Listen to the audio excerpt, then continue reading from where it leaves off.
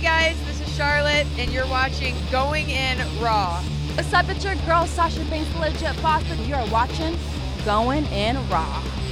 You like that? What's up? This is the most must-see WWE superstar of all time and his lovely, gorgeous wife. Marie. And you are going in SmackDown Live. This is the glorious one, Bobby Roode, and you're watching Going In Raw.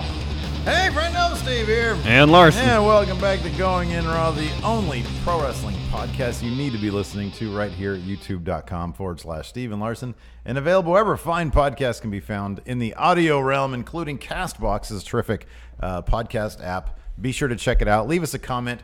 We had to change servers recently to just for some boring business stuff. And so we lost all 1,000 comments. No, they're still there. They're archived on like a weird second channel thing, but now we have a new channel, I guess. Yeah, let's see how many comments we have right now. Fresh comments. Let's see, we're up to 86. Oh, man, it was like 80 yesterday. No, it was 75 yesterday. People were like, I am not re-commenting. But anyways, if you go on the Castbox app, you sub to Going In Raw, then you leave a comment, we might respond to that comment. Columnist Pilot 21. Hey, Stephen Larson. Thanks for introducing me to this great app. Oh, wow. I found a lot of other great podcasts thanks to you two. Thank you, friendo. Oh, wow. Sorry. That's fantastic. Thanks, friendo. I'm gonna do this one here from Enes Kosick.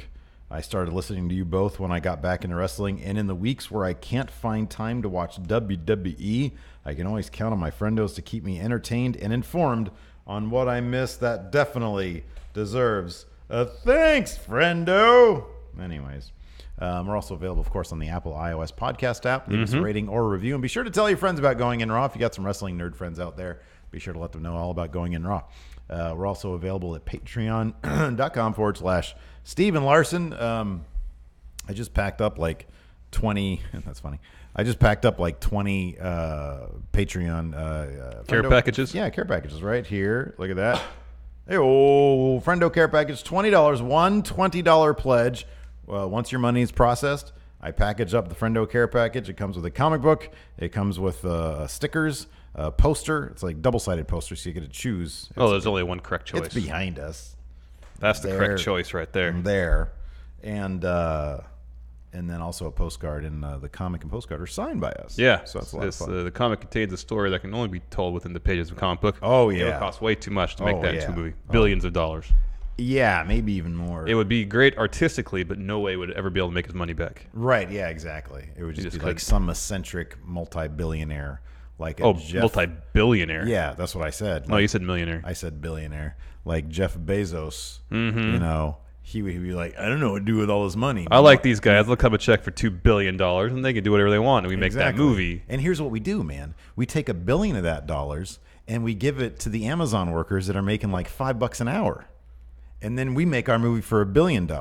Or we go talk to the Starbucks guy, get $1 billion from him, and then we can make our whole movie with the entire budget for $2 billion. All right. That's a great idea. Well, let's talk to Bill Gates, too. He has billions. Oh, yeah, for sure. Yeah, but you know what? He does cool stuff with his money. Oh, I know. That money's going to, like, good stuff. I know. I feel like Bezos is just like, he's just sitting there, he's like, I don't know what to do with all his money. He just starts throwing it in the fire. Could be. I might as well just do this with it. I mean, there's a lot of other things that could probably be done with that money. I Positive agree. things. One time he said, I don't know what to do with my money, so I want to go into space, or I want to like start a space program. Why not just like worry about paying your employees here on Earth more money? That's what everybody was talking about, man. They're like, dude, why don't you just pay your people normally? Anyways, that's the thing about us.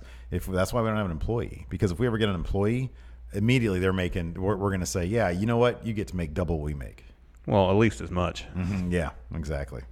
Well, probably not that much. But anyways, I don't want to pay them peanuts, man. Oh, I know. If you're going to work here, I want you to be happy to work here. Exactly. You know, which is why we're never going to have an employee, because we can't afford it. Anyways, what are we talking about? I guess we were talking about wrestling today. Is this a wrestling today. podcast? We spent a lot of time in the pre-show talking about sneaker vlogs, because I'm going to start one. Whenever I manage to purchase a much ballyhooed release, if I can finally get one of these shoes that everybody's talking about and actually buy them, sneaker vlogs from Larson over the Friendoville channel, guaranteed. I got a vision up here for it. I know it's going to be. I can't wait. I know what it's going to look like. And it's going to be a lot of fun. Is there a set in the background? I'm not going to tell you anything. You have to wait and watch it just like everybody else. Because I have 2 cool pairs of shoes, man. My custom Air Force Ones. Yeah, those are actually really cool. Those are neat. Yeah. It's got my name, my shoot name on it. Yeah. It's like gold. It's like there's like gold trim on it. Yeah. Lacey got them for me. Yeah, those are nice. And then I just got the black and yellow Jordan 1s. Are you high gonna tops. wear them anytime soon? I don't know, man. Number one, they're really stiff. Well, you got to wear them to break them in. Yeah, I know. But then number two, like I feel like I gotta get some skinny jeans for them. So I'm gonna bring. You don't wear them with shorts? I'm gonna bring. I don't know. Maybe. I don't know. We'll see. Maybe. Just don't tie them all the way. Yeah. Yeah. Maybe. I don't know. That works. I'll probably wear them. Yeah, I'll wear them. see them. I'll wear them tomorrow or the next day. You want to see them? Yeah, I want to see them. All right. Well, I got these. These are super. Well, I've seen those before. You want to put these in your set? No. They're kind of scuffed. Yeah, I know. Can we just get a bunch of like scuffed ass shoes? No. Like look at some old Adidas of mine, like from the garage. Yeah, I know what you're talking Just about. put them up there. Superstars, right? Yeah. Yeah. Yeah. What do you think of Raw last It night? was all over the place. Just like this podcast, Yeah. evidently. So, There was some good. There was some not so good. There was some weird. everyone, I feel like The main event was really good, Oh, the main event was killer. Yeah, it was killer, except for the wonky finish. but they had to do that because they're going to have another match, probably at Extreme Rules. B, it gets tons of heat on Drew. Yeah, I know. I just look. Whenever you're gonna have a match that is so killer, and then you have a wonk finish, I kind of feel like. Oh yeah, no, I understand. I don't mind if there's a wonk finish on a match that kind of I understand it needed a wonk finish. I get that because of everything you just said. Mm-hmm. Then make the match like a mid card match, Not as good, essentially. and not as good. Not as good. That crowd was super hyped into it. Super into it. Oh, I know. And their disappointment was immense at Yeah. the finish. Yeah. Which is, I think, what they wanted to have happen. Yeah, I know. You get I the know. crowd built I up to know. a fever pitch, and they're waiting for a finish one way or the other, and then they don't get that, and they're like, "Oh, come on, Yeah. damn it, I damn it, know. Drew, you denied us a finish." I get that that's the point. I just think, man, you guys have a killer main event.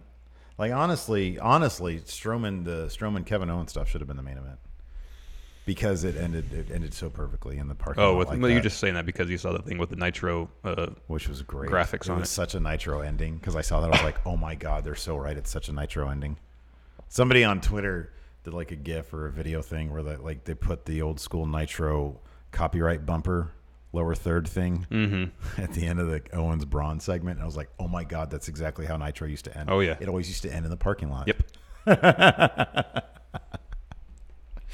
Anyways, the show kicked off with Kurt Angle, Baron Corbin promo. So yesterday during our show, we sort of mentioned in our Raw preview. Oh, the Brock Lesnar situation Brock about Lesnar how, based on the kind of social media activity of Kurt Angle and WWE.com, that irritated Paul Heyman.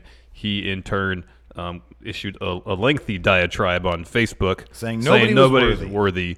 And all this led to a breakdown of contract negotiations, kayfabe-wise, between Brock and WWE. Yeah. And so Kurt Angle came out there to make an announcement about all that.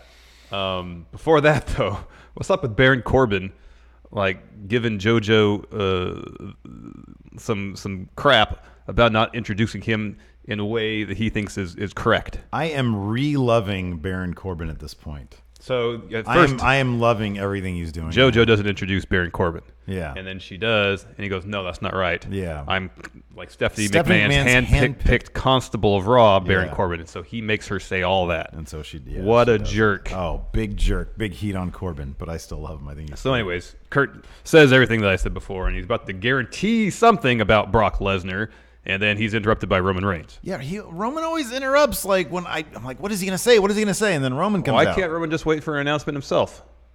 yeah, Wait for the I know, announcement, I and if he's know. upset, then he can saunter down to the ring to confront Kurt Angle. Yeah. But wait till you hear what Angle has to say before you saunter down to the ring. Yes, but then He's so sauntered down the impatient. ring. I'm gonna say this about this segment in general. When I saw, so I had a really weird Raw viewing experience last night. That seems to be the case. I know, on a regular basis. Well, this time more than last week. So I didn't watch on Twitter. I sort of like spoiled the first hour or so for myself, just looking at GIFs, and I was like, man, this all looks like the exact same thing that happened last week. We had a Roman Bobby promo, which led to a Revival match. Yeah. Except this time the Revival won, which ended up being a lot cooler, like actually a much watching better the match, too. Than it just felt like a makeup. It felt Yeah, like a they redo. realized they botched it the first time around. They didn't do it right, and so Because they did it again. Kurt on the mic was way better. Mm-hmm. Baron was there, which is great. Bobby on the mic was way better, and Reigns was actually Roman pretty decent. killed it on Yeah, the he was mic pretty last good. night. He was really good last night. So he came out and wanted to know what the deal was, uncrowned Universal Champ, so on and so forth. Yeah. But he's interrupted by Bobby Lashley. Yes. Lashley comes out, drops a good promo. Reigns says, well, you came here says, after you failed at MMA, even though Bobby Lashley had a really good record in It's MMA. 15-2 record. Yeah, something like that. And then he said, and you failed to make an impact. Get it? Impact. And then Lashley said, hey, it's taken you 3 years and you haven't beat Lesnar yet. I, Bobby Lashley, have the skills to best Brock Lesnar. The funny thing is, he sort of, in an odd way, kind of defended Lesnar's decision, because he said, maybe he's just sick of seeing you across the ring, month after month after month. Essentially, the subtext was, I don't blame him for not showing up when all he's being given is Roman Reigns. Mm-hmm. If he has an opponent with some actual legitimacy, Bobby Lashley, maybe then he'll show up. He'll show up, exactly.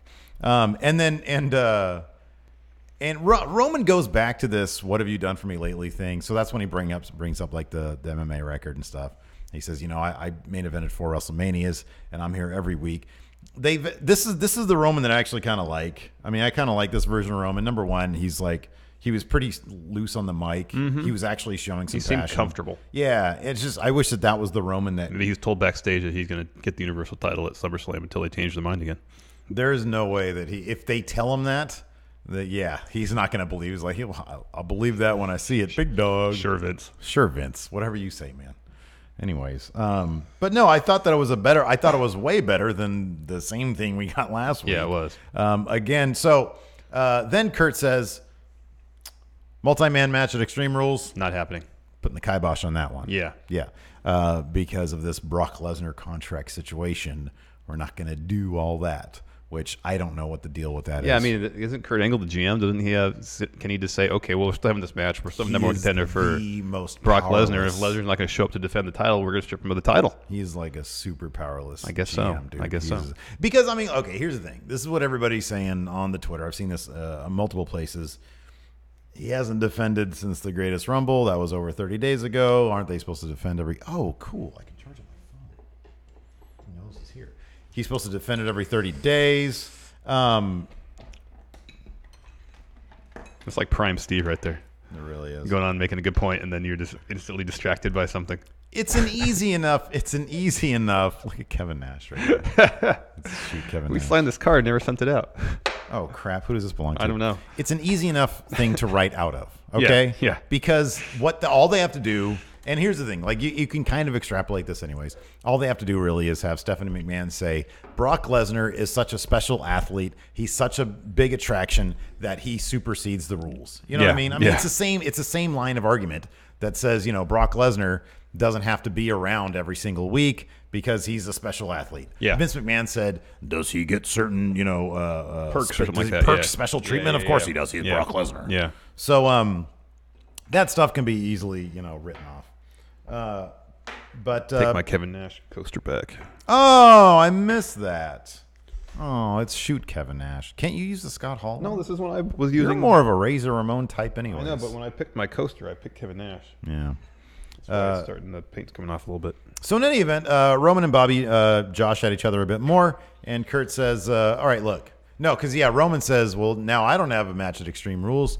You don't have a match at Extreme Rules. Let's have match Extreme Rules. Let's have match at Extreme Rules. It's funny because there was like a little bit of a pause because I think Roman lost his line, and then Kurt started to bring the microphone up, and then Roman started talking again about it. Just a little thing that I noticed. And then did they say they were going to do it right then? Well, they said they wanted to, and Kurt says, well, I have other things to worry about. Yeah. And then the Revival came out. That's right, yeah. And said, yeah. Kind of, again, a repeat of last week. Pretty much, yeah. Challenge him. Match was made by Baron. By Baron, yeah. He made the match. Let's get this. And the funny thing is, it was like, oh, okay, Baron, good job. Like, it was actually, Baron didn't try. It wasn't like Kurt was like, okay, great idea, let's do this. Baron was like, yeah, let's do that. Yeah. So, I don't know. I was like, okay, Baron is, to be honest with you, for a bunch of the stuff, Baron's doing a better job than Kurt is. Really is. So, anyways, that led to the Revival versus Reigns and Lashley. A much better match than last week. Much better match than last week. And this one ended the way that last week should have. Yeah. Like it was just a do-over. Like like last week was a dry run. Course correction. Yes, course correction. So exactly. anyways, the finish saw Lashley setting up one of the Revival guys for a spear. Roman tags himself in. And then Roman spears Scott Dawson, who's not the legal man. Mm-hmm. Dash Wilder is. Mm-hmm. So he rolls up Roman and gets the pin. Yeah. All while Bobby Lashley looked like he was primed to win the match. Mm-hmm. So, of course, this causes some tension between the two of them. Mm-hmm. There's a stare down. Lashley starts giving Roman the business for maybe losing the match for their team. Yeah. And that's how it ends. So we're going to get these two for sure at Extreme Rules, I would guess. And, the crowd was genuinely surprised that the Revival went over. Mm-hmm. It looked great for them. Oh, gosh, yes. So that's what I was talking about a couple weeks ago. Give them some good wins. Yeah, good wins. And as of last week, you were wrong, and as of this week, you're right. So it changes. That's how the WWE yeah, works. Man. So, but no, I mean, look, we can both hope, we can both pray that this is going to lead to bigger and better things for the Revival. Yes. I'll believe it when I see it. Yeah, same. After next, we had a pretty cool commercial for Ray Grizzlies. Ray Mysterio. Marty's. He is the pre-order, one of the pre-order bonus characters. Yeah, man. In WWE 2K19. Yeah, that's very cool. The commercial was great. Yeah, it was really good. I guess this means he's coming back for sure at some point. Which one of us is going to use? How are we going to book him in We Book Raw next year? I don't know. Yeah, that's a good question. Cruiserweight champion. Go back to his cruiserweight roots. All right, at least you want to elevate 205 Live, cruiserweight champion. Yeah, I don't know. Yeah, that's a ceiling in my book. Yeah. Okay. No, he's great. He's a legend. No, I mean, he looks great these days. Yeah, man. He's a former world champion. Former cruiserweight champion as well. Yeah. Why are you so down on the cruiserweight championship, man? I think it's a great role for him. Anyways, no, it's exciting. Let's see here. I was just at first when they had like Daniel Bryan wearing his mask, I was like, American Dragon. Oh yeah, that'd been great. Have the American Dragon in the game. And I was like, oh, it's Rey Mysterio. That's cool too. That'd be cool if they could somehow do something where it's like all the top stars of WWE, they go back to their indie days. Oh, see, that's the idea right there. Yeah. That's the gem idea. So you can be, go back to the bingo halls as Tyler Black. Oh man, Kevin Steen and PWG. El Generico. Oh man. Who else? AJ Consequences Creed. Yeah, AJ Styles was always AJ Styles. He was always AJ Styles. He was Air Styles in WCW. There you go. Oh, yeah, that's right. You can be Bob Roode as totally awesome. Oh, what was Claudio Castagnoli? Yeah. There you go. Yeah, Chris Hero. With Chris Hero, yeah. Kings of Wrestling. Yeah. It was a lot of fun to be had. Joe was always Samoa Joe. Yeah, I think he was always Samoa Joe. We should just do that. Can we just... John Moxley. Yeah. That's basically what we booked him as, though, I know. in ours. I know. Can we do that for next year's? That'd be fun. That'd be fun. Like, instead of We Book Raw, we book Indie WWE or something like that. That'd be a lot of fun. That'd be cool. Anyways. Make them all, like, slightly skinnier versions of themselves. That'd be so dumb. Anyways, next, we had a Matt Hardy Bray Wyatt promo. Okay, so my weird Raw experience precluded me from watching this. Oh, it was more of the same. They were like, my PlayStation View didn't record the episode. So did you watch it on Hulu? It did. Well, here's the thing. It not only do I have it set for DVR, right? It didn't log that episode, and then on the PlayStation View, you have the option of either watching it through your DVR or watching the on-demand version that USA offers up. Neither of them existed. It was weird. And so I had watched... You think one has something to do with the other? I had watched probably. I had watched the middle hour last night because Lacey was like watching something for her school. And then I went to bed. So I had to watch first hour and the third hour. Gotcha. And so I went to Hulu. And so I was watching Hulu, which is great because they get rid of all the video packages, except for the Alexa Bliss when I had that. So I watched Hulu, and then I got on my Insternet. And I looked at the WWE's.com or their YouTube page for all the rest of the stuff. However, it did not include the Matt Hardy and Bray Wyatt. Interesting. Anyway, it was brief. They were saying Matt Hardy says about the imitation, most sincerest form of flattery. Because B Team did their impersonation of Matt and Bray last week. Yeah, it was just kind of that. Set up a match between Matt and Curtis Axel. I did see that. I saw that. Curtis Axel ended up going over. That was awesome. Yeah, in kind of in fluke nature. Yeah, sure. Just sort of fell on him, right? Yeah, I mean, they try to say that Matt Hardy's foot slipped. It looked like he slipped at all. It looked like he just fell. But story-wise, I guess they had to come up with some explanation for it. Well, yeah, sure. And the B team did their impersonation again in a promo before the match. Oh, yeah, I saw that. Or like I the did smoke see machine was bothering them, so they were coughing. That was funny. The crowd seems to really enjoy whenever Bo Dallas shows up as Bray Wyatt because he does. Bo Wyatt. Because he does such a great job. And then in sort of appreciation of the win, they got a standing ovation from Matt and Bray. Yeah. Wonderful. Yeah, wonderful. Your resilience was wonderful. Next, AOP's walking backstage. Now, I didn't see this, and I'm sad about this. When I saw it, because I was looking through your notes, I was like, I want to make sure I didn't miss anything. And this was not available for me to see anywhere. So AOP's just walking backstage, and they pass by this guy, and I think it was Akam just pushes him over. Just pushes him over. Yeah. It wasn't a wrestler, just somebody working backstage. Just pushes him over. Did you notice all the, there was Todd from later on, indie wrestler, I think in OCCW, I think. And then also there was the dude that we saw live. He was the guy that Braun asked. We saw him at SPW, I think.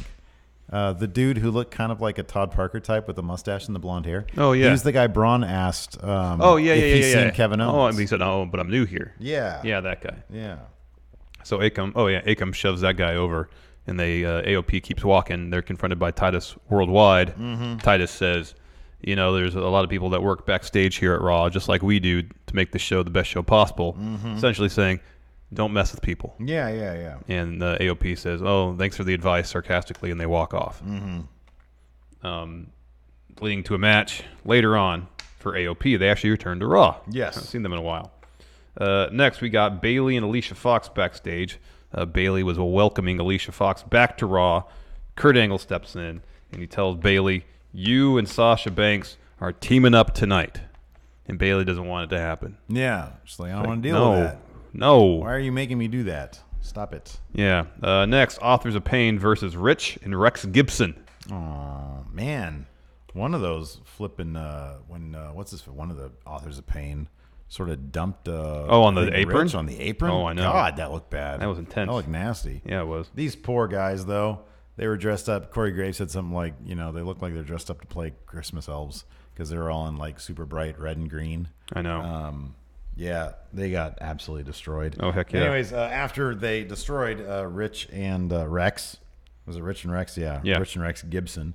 They proceeded to continue to destroy them after the bell. And then Titus Worldwide, the first soon-to-be victims of the Authors of Pain, came out to make the save.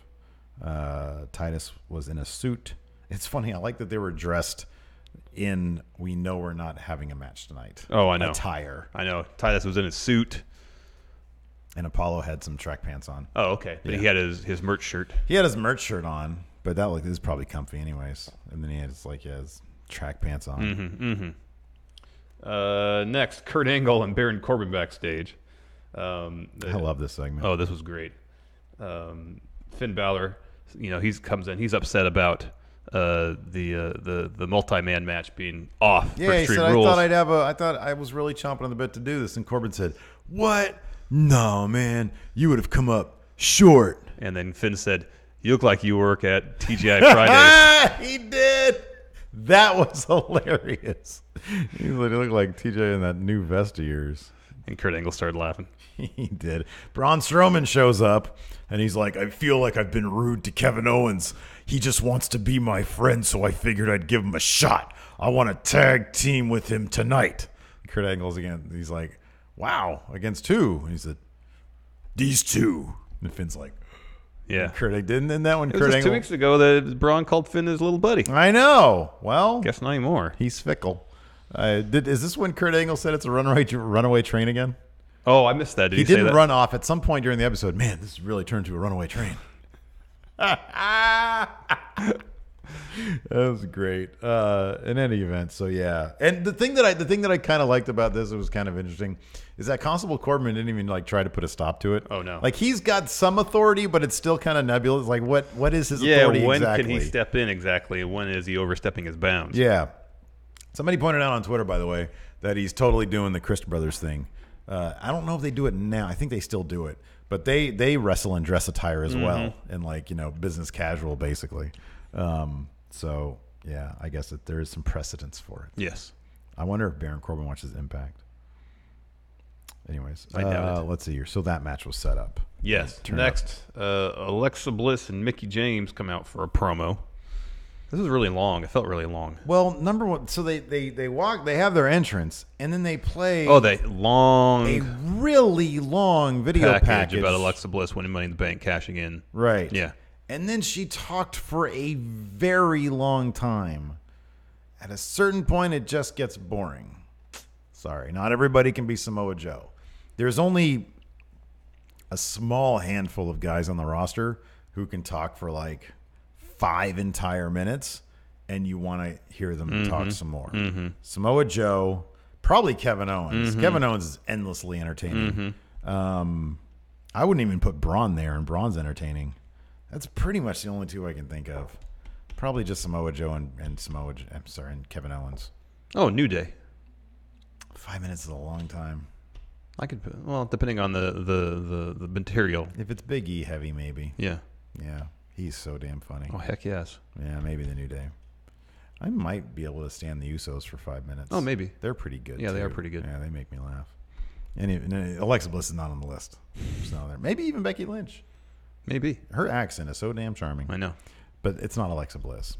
So she talked and talked and talked. And then Natalya came out. She talked. And she said, I'm going to get back at you for, doing what you did to my friend Ronda Rousey. And so they have a match. Yeah, so they have a match. And then she said, by the way, I didn't come alone. And Nia Jax shows up. Full face Nia Jax. Yeah. And everybody starts cheering her. She's good as hey, you know what, though? Kind of illustrates a point.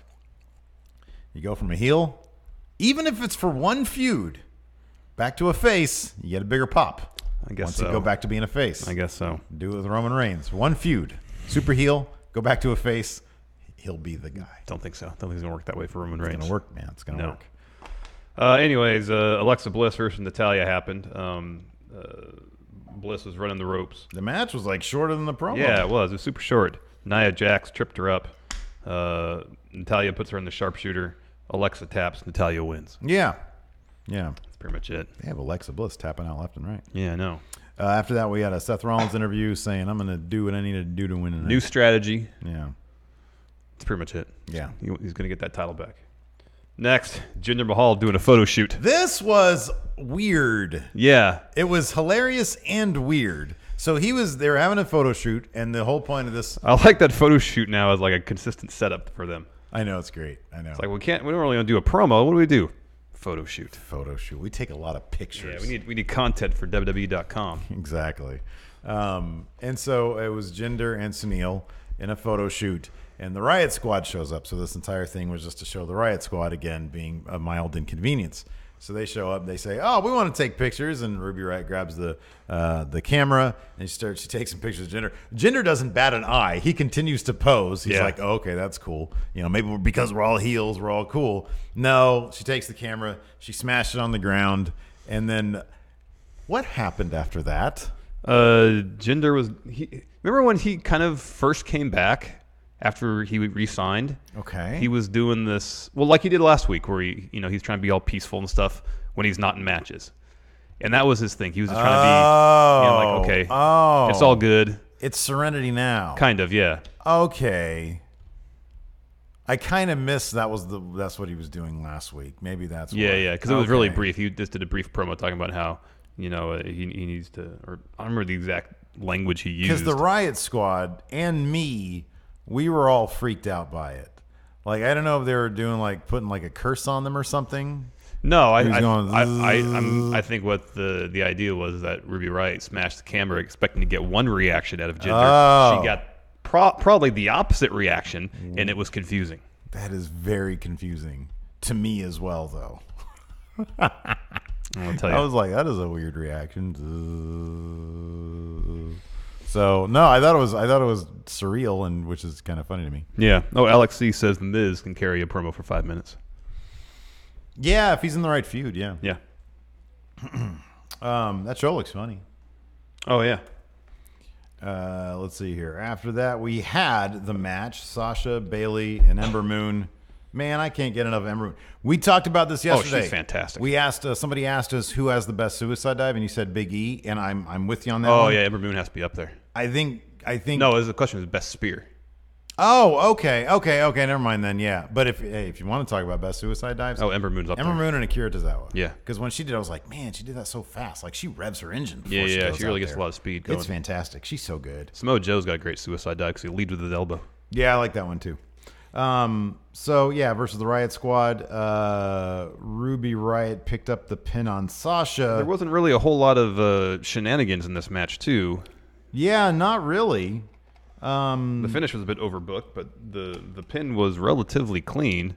Yeah, and then just as soon as the bell rang and the Riot Squad left, Bayley hopped in there and destroyed Sasha. There was no. I like this because there was no hesitation. There was no like, let's stare at each other for 2 minutes before this happens. She ran into the ring and just annihilated Sasha, and the crowd went nuts for it. Yep, they went absolutely nuts for it. And Bayley brought, so she attacked her in the ring, threw her out of the ring, chucked her into the ring steps, chucked her in the ring steps again, and then hovered over her and said, "You ain't shit." Yeah. They had to bleep her. Yeah. She said, "You ain't shit." Well, she said, "This is for everything you've done to me, yeah, not just this past week." Yeah. Oh man. And then her music kicked in and it's all jovial and she's like menacing. Yeah. Oh, people love when people get violent. That's exactly what I was talking to you about, Dean Ambrose. If he tries to go heel, it might backfire. If he tries to go heel on Seth Rollins, people might just erupt. They just like violence, man. Oh, I know. That's why it has to be way over the top. Yeah. Like way over the top. I don't know. Like even the more over the top, maybe even the Well, better. I think the reason people pop for Bayley is because they've been waiting to see that. Yeah, that's true. For like a year and a half. That's true. You know? That's true. Whereas Dean, we've seen him be violent before. Yeah. But like if he goes over the top and busts Seth open or something like that, and then keeps going. I'd pop. Well, you would. Yeah, man. I'm telling you. People would love that. Dean, ultra face. No, I'm heel. Seth, middling heel. He busts Seth open and then poops in the middle of the ring right next to him. That's a heel move, right? I might even cheer that. No, I'm not speaking for you. Okay. I know you have your own. Well, parents would be upset. Yes. So yeah, you get parent heel heat for sure. Yeah. But like weird creep like me heat. No, man, it's all face. Exactly. That's face right there. Face of the company. I mean, we could do that in 2K18. I'd be doing that every week. That's how the main we're event would 90% of the way there. Yeah. Dean's already walking around in his underwear. With like pee-pee stains. Uh-huh. Yeah, for sure. I like it. No, man, people love this. They loved it. Yeah. And I really love how they resolved this later on. Mm-hmm. It's like, Kurt backstage. Kevin Owens goes up to him and says, "Wait, I'm going to be Braun's tag team partner?" No way, man. Freaking love Kevin Owens so much. He's so good. He is so stinking good. And Kurt's like, yeah, man. He's like, just look. He says, he seems genuine. He seems sincere. This whatever this is, feud partnership, this is going to be amazing. Oh, yeah. Because it's not going to end anytime soon. No. I mean, is this going to be, are they thinking that, like, tentatively, this is going to be the Kevin Owens match at SummerSlam? Kevin Owens, Braun Strowman? Well, they're going to have a match at Extreme Rules. I think that was announced by the venue. A cage match between the two of them. Oh, okay. Well, that'll be interesting. It could continue on to SummerSlam. If that actually happens. But then if the the news is we believe that the pay-per-view after SummerSlam, Hell in a Cell, is going to be Owens and Reigns. Yeah. So who knows? Yeah, I mean, yeah, we can take that with a I know. Card stuff to change. Yeah. But I don't know, man. So here's my prediction. They might have originally planned for whatever all that is, but this partnership might get so over so quickly because of who it is. They might hesitate. This might be like a Daniel Bryan Kane type thing, you know? Maybe. Where it gets over so quick, so fast, and people are just into it. And they're like, oh, okay, well, hold on a second. Let's give them a run with the tag straps, you know? That kind of thing. Well, we'll see. We'll see if it resolves itself pretty quickly after Extreme Rules. It might, yeah. I mean, it might just be a placeholder thing. It might go downhill next week, and then the match will be set. I mean, how many weeks are we out from Extreme Rules? What is it, July? Mid-July. I want to say 17th or something like that. Okay. So, yeah, well, there's plenty of time for all that. But, man, all that stuff was awesome. So, anyways, after that, No Way Jose versus Mojo Rowley. That's what was supposed to happen. Never happened. Yeah, No Way Jose came out, of course, with his entourage, his conga line. Mojo Rowley comes out and cuts a promo just saying, you want a rematch? he sort of like I was expecting him to come back around to the I'm focused thing, and he kind of didn't. He just ran down. He said, "What, you want a rematch? Who are those people you with?" And he goes over and he's running down the conga line. He finds one dude named Todd. Dressed like a cheeseburger. He says, "This is the closest you're ever going to get to being a WWE superstar. This is the pinnacle life achievement, or this is the pinnacle achievement of your life right here." It was good. Yeah, no, it was good. It was rude. It was, Oh, yeah. it was sad. But he's a heel. But he's a heel, so it was effective. Yeah. I don't know what to do with Mojo to have him turn that corner where he can be like, I want the best for Mojo. You know what I mean? Yeah. What's his ceiling? Like, does he have limitless potential No. or limited potential? Right now, limited, but Give me a parallel. Give me another career that he can aim to. He can aspire to. I'm trying to think of like a mid-card heel that had a decent career, but maybe not won any titles. Right, yeah. That's kind of what I think. I mean, regardless of who that is, that's kind of where I think he is. Yeah. I mean, his mic work's been really good. It's since he been got called really up. good. They needed to figure something out. But he's just missing something in his packaging, his character. Yeah. He's missing something. You're right. I wonder if I think his ceiling is higher as a face, to be honest with you. Oh, could be. Because he has a kind face. Yeah. When he was doing the Sincere Mojo, I thought that was really good stuff. Yeah. Well, I liked the way he was doing Sincere Mojo, but then he could turn it on and be Hype Mojo. Right, yeah. Hype Mojo, booked correctly, people can get behind. Yeah, right. You know? And in that case, his ceiling is like over face who never actually wins any titles. So maybe it's the same thing, you know? Maybe it's the same one thing. would give him a better paycheck because then he'll sell some merch. Yeah, there you go. There you go. So anyways, match doesn't happen. Yeah, he just knocks out freaking No Way Jose, though. Yeah. Because No Way Jose's like, come on, man. Let's have a match. Because Mojo came out and started his promo saying, rematch? Why do you get a rematch? Yeah. And so instead, he just decked him there Yeah. on the mat. Next, Kurt Angle finds Bayley, says, well, you need to go to counseling. If not, you're going to be fired. Why? So... What? I don't get that. This is really bad. Other people fight and they don't have to go to counseling. This is really bad. It is really bad. However, if you take the fact that this is... You see that Dr. Shelby offered his services? Yeah, that was funny. I know they're not attempting to write Kurt Angle as a really bad GM. Are you sure about that? I don't think they would Because do he that. keeps saying that this train's getting out of control. That means point. he's being overwhelmed. That's a good point. That means he's not bad at his job. He's having a hard time handling it. Because this is a really bad decision. Yeah. And so at least it's consistent with the Kurt Angle character. I understand that. I just feel like at every opportunity when they can really push forward with this feud and take it places. Yeah, I know. They just kind of say, "All right, we'll push for now." Okay, so here's the cup half full thing. We're gonna get a match. We're probably getting a couple of them. We're going to get a killer match at Extreme Rules. We're going to get a killer match at SummerSlam. Yeah. That's kind of the only thing that matters. However, so wait, was it this one? I think it was during did he say something about the Women's Revolution? Yeah. Well, okay. He said, like, you need to. He says, what about the Women's Revolution? You got to calm down. Right. Here's the thing about the Women's Revolution. The Women's Revolution is based on the idea that what you do with the men, the women should have the same opportunities. And what Kurt Angle's mantra is with the men always is settle it in the ring. We settle these things in the ring. He doesn't go to any of the men and said, you guys need to go to counseling. Yeah. He doesn't do that. No. However, it is in line with him being a god-awful GM. Well, then they should be across the board. Consistency. Well, I think there's consistency is in his inconsistency, which is why he's a bad GM. I'm going to lay. Well, that I'm one saying out is there should be like group therapy sessions. Oh, I'd be all in on that. That'd be great. So they have Bayley and Sasha there. Some other people that might be feuding. Have Kevin Owens and Braun there. Finn. Braun, Finn, and Kevin Owens. Yeah. That's what it should be. And on top of that, so here's the problem with it, though, also, is that the Daniel Bryan Kane counseling sessions were hilarious. Yeah. This is not a humorous moment. This should not be a humorous moment. So this is going to be bad. Oh, yeah. This is going to be bad. It's going to be painfully bad. Let me ask you something. What are the odds they have the same dude who was writing Sammy and Bobby doing this? I hope not. Because if that's the case, it's going to be so cringeworthy. It's going to be a train wreck. It's going to be awful and not entertaining. Oh. It's going to be, I want to turn this off. Yeah. If Lacey's in the room when this is on, I'm going to be embarrassed. Yeah. I'm going to say, Lace, I'm going to go get a real job now. Yeah. Because this is the stuff that I have to talk about tomorrow. Yeah. Anyways. Yeah, it's going to be really bad, dude. Yeah. After that, we had Strowman and Kevin Owens taking on Finn Balor and Constable Corbin. This was my main event, man. This was great. This was fun. This was so much fun. There were so many.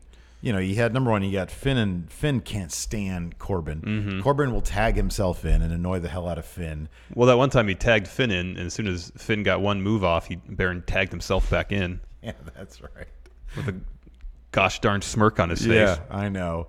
There was so much of that. There was Braun tagging Kevin Owens. Get in here! Oh, the best was Braun setting up Finn and Corbin on the outside. For the shoulder tackles, yeah. The shoulder tackles, and then telling Kevin Owens, do the shoulder tackles. Kevin Owens at first is freaked out. Kevin Owens is freaked out the entire time. Oh, yeah. You're basically tag teaming with like a T-Rex. Well, he's constantly on edge. Exactly. And so Kevin Owens gets Finn with one, and then he runs into a clothesline with Baron Corbin. Braun comes down, delivers another one to Corbin. Corbin gets out of the way, and Braun hits the ring post. I mean, in the end, Baron and Finn brawl up the ramp. Yeah. Finn gets counted out. Yeah. Well, they both get counted out. Yeah. And so Kevin Owens and Braun Strowman win. Yes. And so afterwards, Owens, he's talking to Braun. Very excited.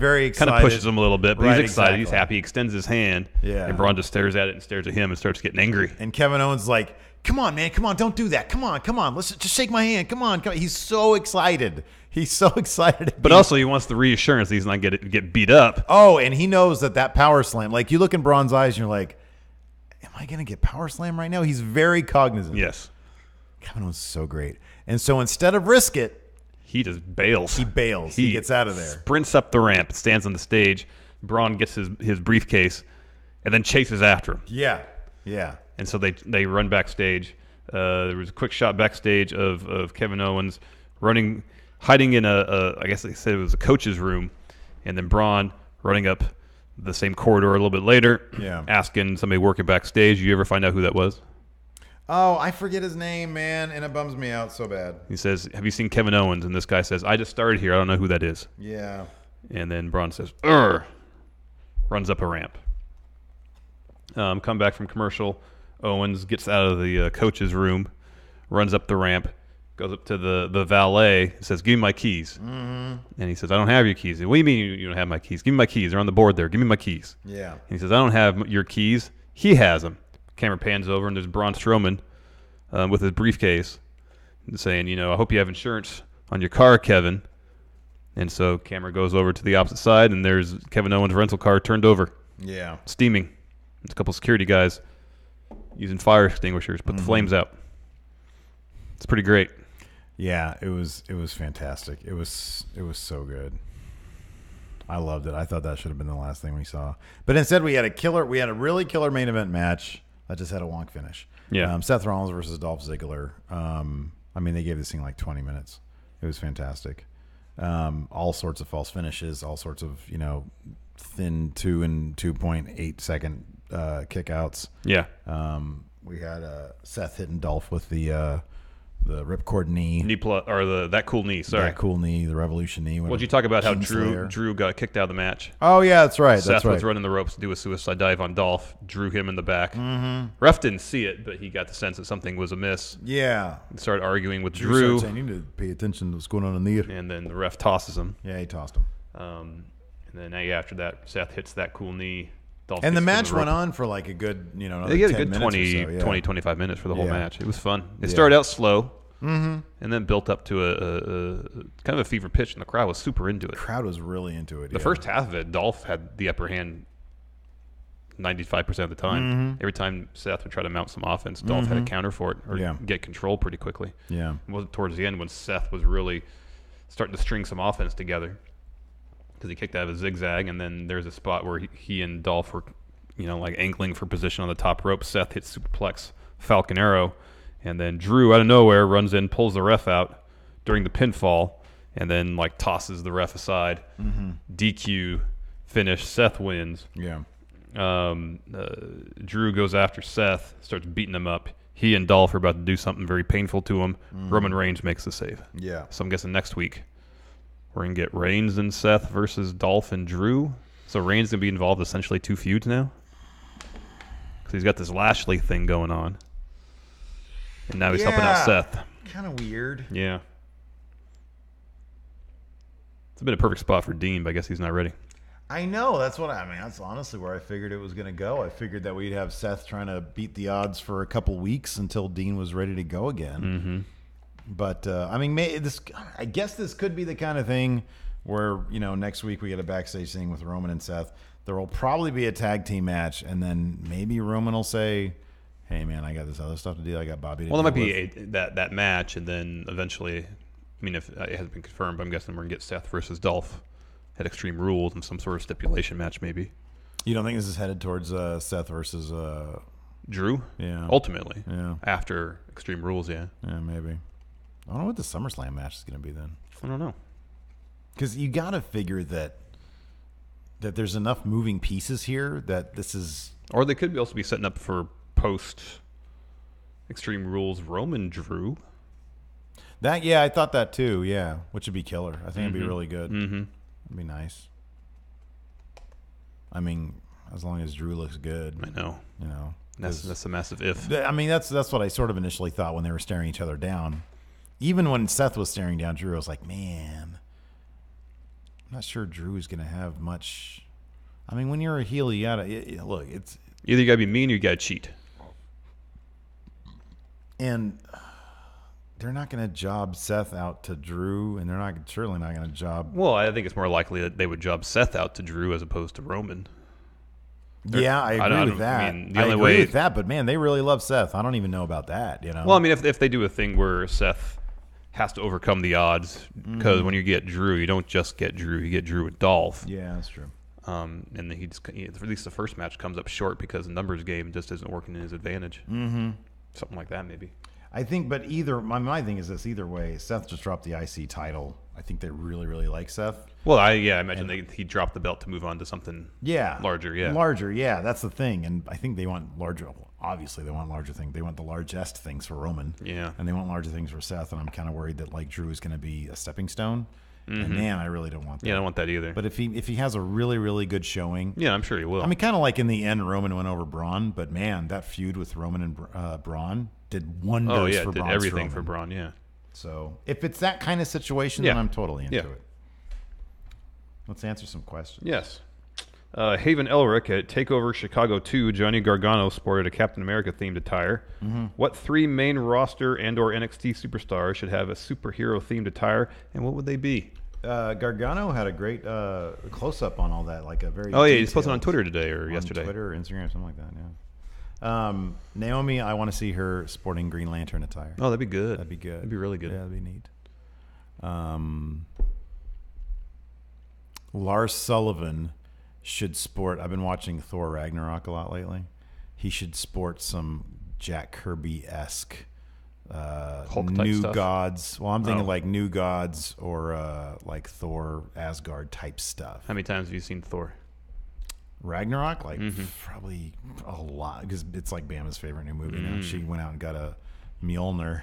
Oh. The Thor The hammer, yeah. Yeah. So it's like her favorite. She loves the part where you see Hulk's butt. Because you see his naked butt in a comedic scene, and when she says Hulk's booty. So I've seen it probably 7 or 8 times by now. Wow.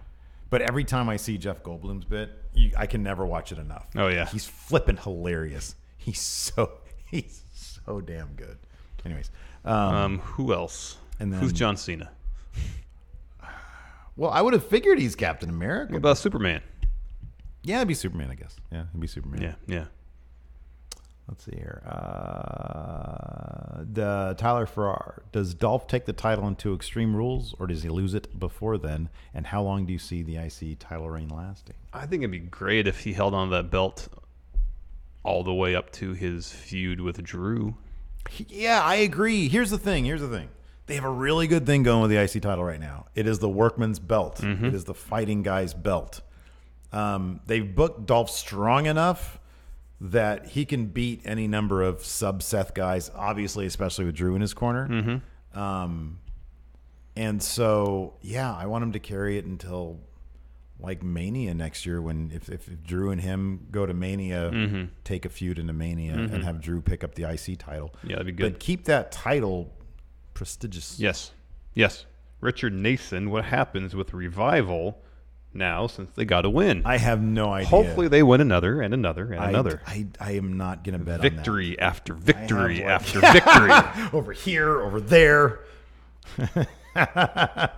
Isaac M., did they ruin Bayley and Sasha's storyline already with this counseling BS? Wait and see how this counseling goes before we make a real determination.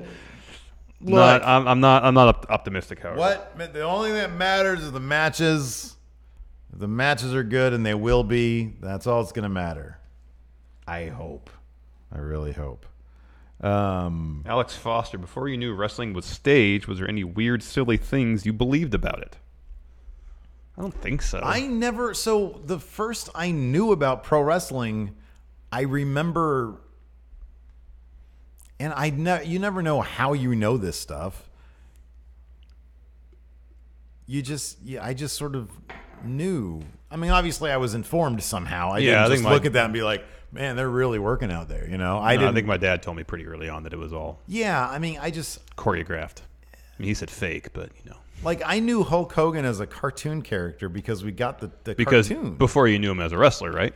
Yeah, but I think I also understood that was a thing. It was such a long time. I was such a young kid that I don't remember, but I've always known. I've always understood that it was fake.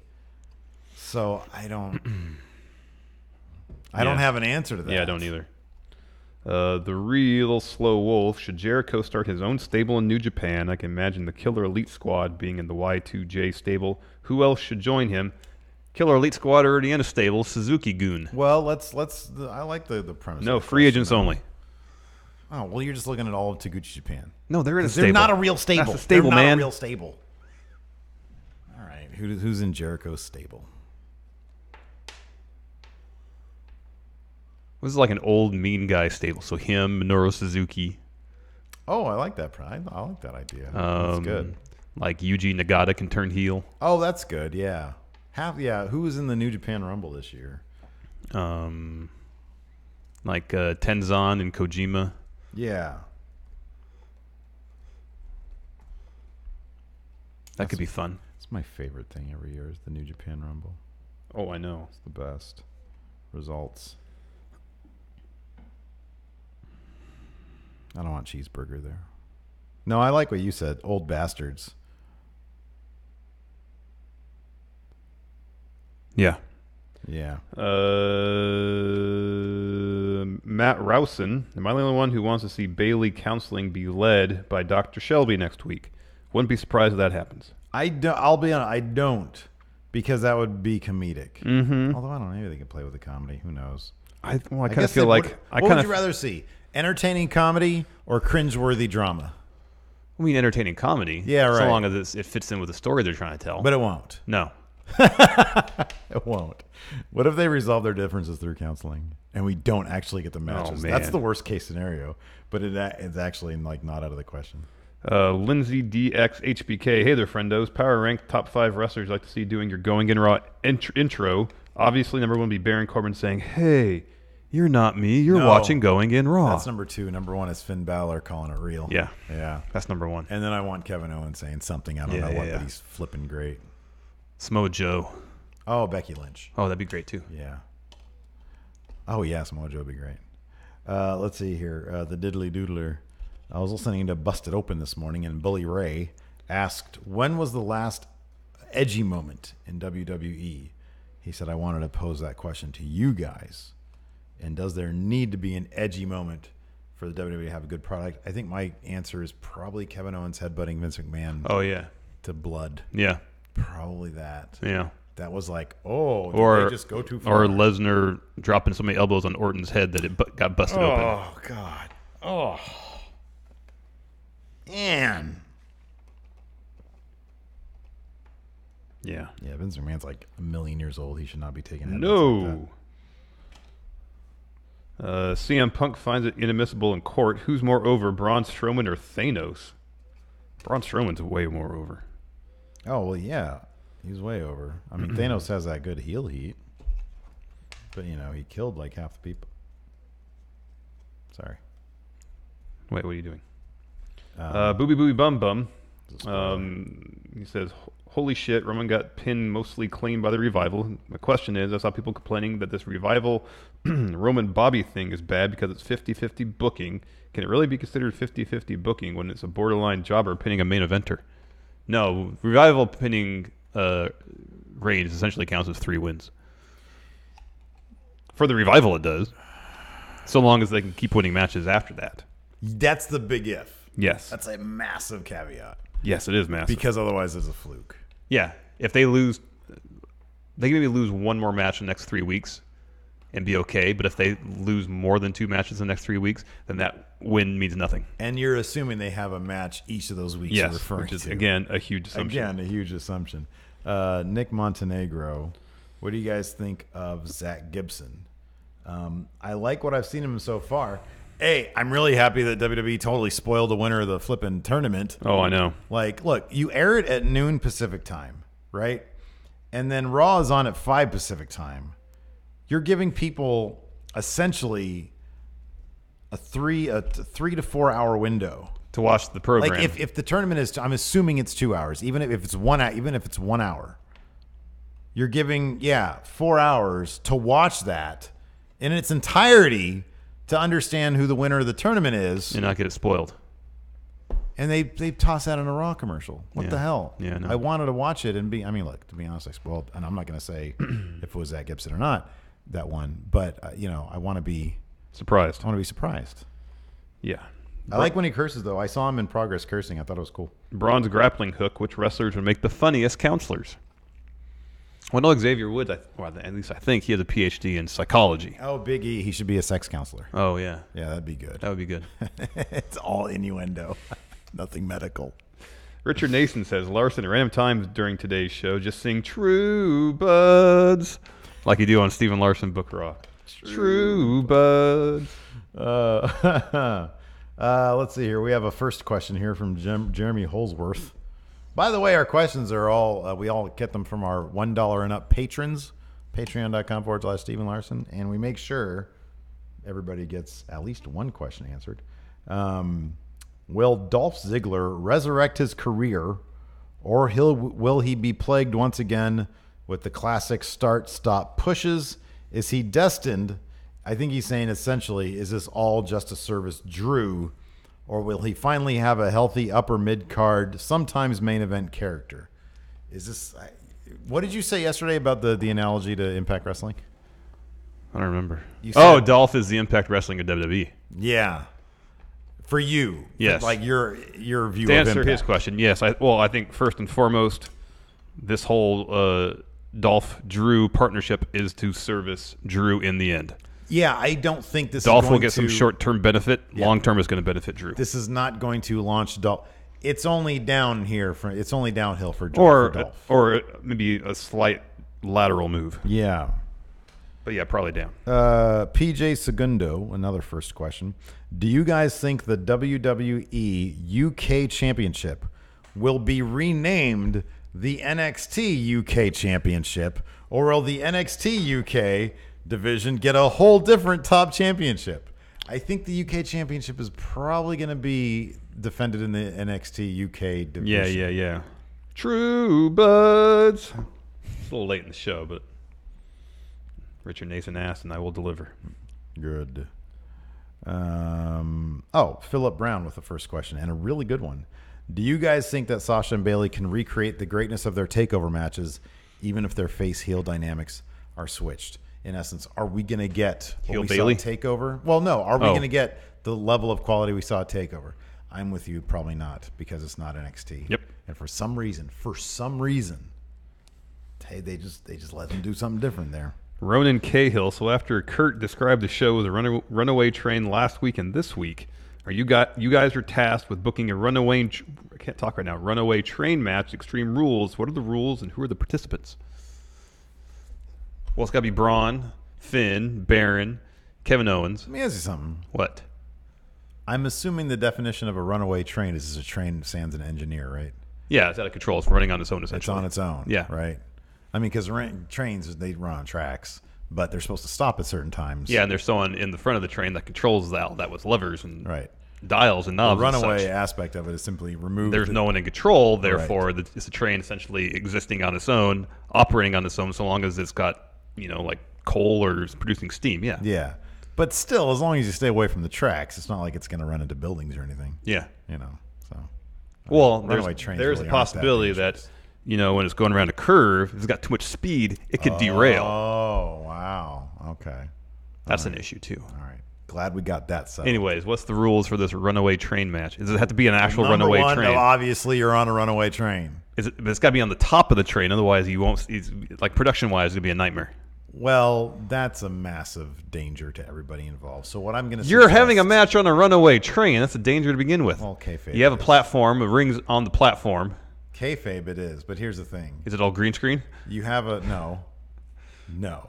You have a GoPro. There's a couple guys in the back of each car doing this, You have rocking it a little bit. you have a GoPro set up in what looks like the engineer station. Yeah. Of the head of the train, right? Oh, And okay. to show that there's nobody there. Yeah. Person who gets to the engine takes control of the train is the winner. But as a shoot, there is somebody there controlling it.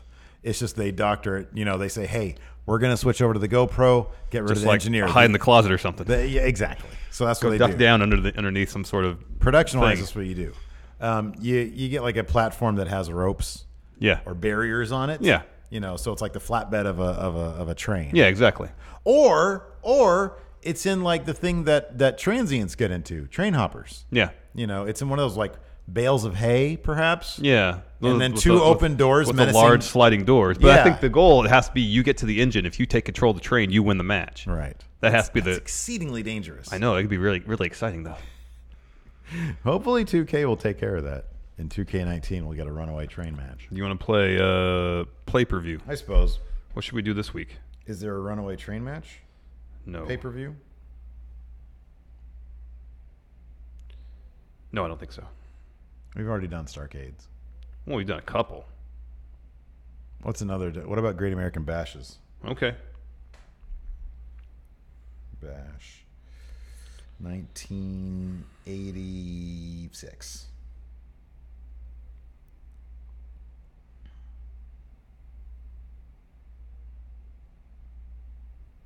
So what is pay-per-view? Is where we quiz each other on the results of old pay-per-views. Okay. 86. I'm going to do 1997.